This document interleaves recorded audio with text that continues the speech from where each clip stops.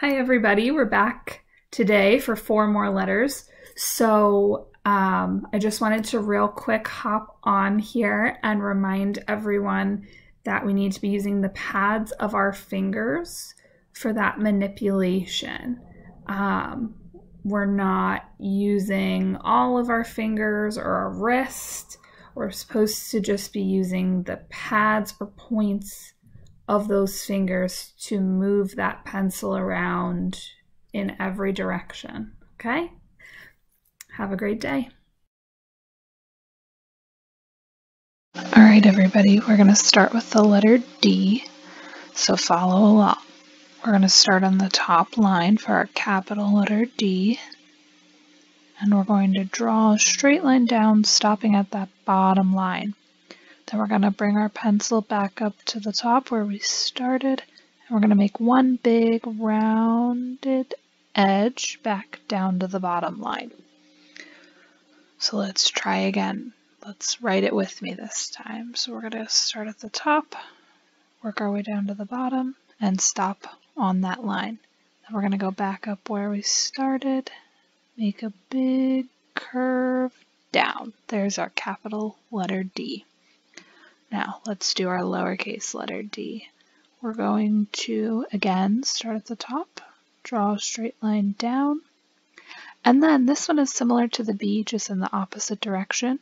So instead of going back up to the top, we start at the middle line and we do our little hump. So from the top line down to the bottom, and then from the middle line, we draw a little bump down to the bottom line, and that's the letter D. Alright guys, so for the letter E, we're also going to start at the top line for that capital, and we're going to draw a straight line down from the top to the bottom line.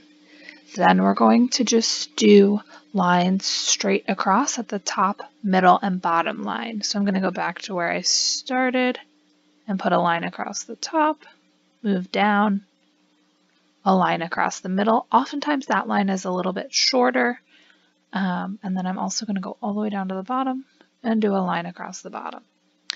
So let's try again. This time you guys go along with me. So we're going to put our pencils at the top, and here we go. We're going to go straight down. Then we're going to pick our pencils back up and meet back at the top and do a line across the top, a line across the middle, a line across the bottom. That's our capital letter E. Now, lowercase letter e, we're going to start under the middle line, and we are going to draw a little line across, and then we're going to curve up and around and done. So we draw a line across, up and around to that middle line, and then down to the bottom line. And that is the lowercase letter E. All right, guys, here we go. We're going to do the letter F, and I'm going to move it over a little bit so I have room to write. But the letter F, capital letter F, starts at the top line, as usual. And we're going to draw a straight line down. And then, similar to a capital letter E, we're going to put a straight line across the top here and a straight line across the middle. That one is shorter than the top line across, that middle line across. So here we go again. Write this one with me. Pencil on the top line, and we're going to go straight down to the bottom. And then we're going to go across the top and then across the middle. Good job, guys. All right, lowercase letter f actually starts at the bottom, and it comes up towards the top line, and then it curves as it bumps that top line, and then it just gets a little cross line across that middle line. So let's go together here. We're going to start at the bottom, work our way up and around, and then cross. Some people do start at the top, right under that top line, and curve their way over and down. That's all right too. I just find it easier to create that curve accurately if I start at the bottom so I can see when I'm approaching that line. It's sometimes you might start too close to the top line and then draw over, or your curve might be flat or something like that. So in order to get a nice hooked top of a lowercase letter F, I usually start at the bottom and work my way up. All right, guys, and finally, our letter G. This is the last one for today. So we are going to, once again, for our capital letter G, start at the top line, actually just slightly below it. And we're going to curve around as we bump that top and bottom line and come up to the middle line and draw a small line in.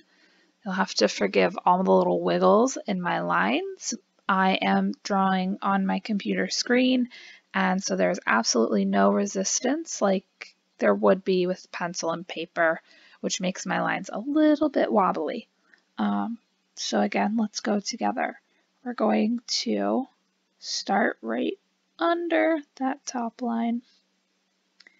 We're going to go up and around, up to the middle line, and then in. And that's a capital letter G. Our lowercase letter g is a dangling letter, which means it's going to hang down below the bottom line. And that is okay to cross the bottom line on dangling letters only. So when we go down below the bottom line, we don't want to drop down too far because we're going to, in all likelihood, write on that line below. So just be aware of how far down you're descending your descending lowercase letters.